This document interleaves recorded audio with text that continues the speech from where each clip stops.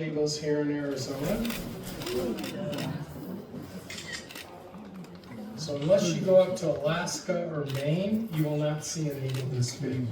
She's a female. Females are a third bigger than males. So again, biggest bald eagle you will probably ever see.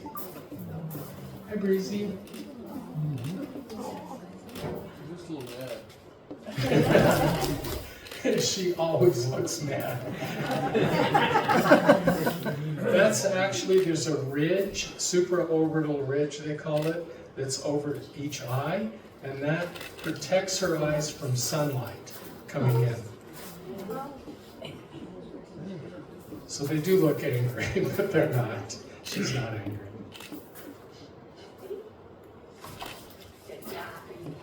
Right, she's getting better at catch too.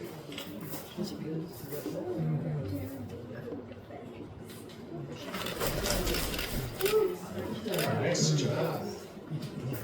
So it's taken us 4 months to build up enough confidence in her to come out and fly as far as you just saw her fly. We're hoping in another year, maybe 2 years, we'll have her flying from that to down here. But I don't think she'll ever fly much further than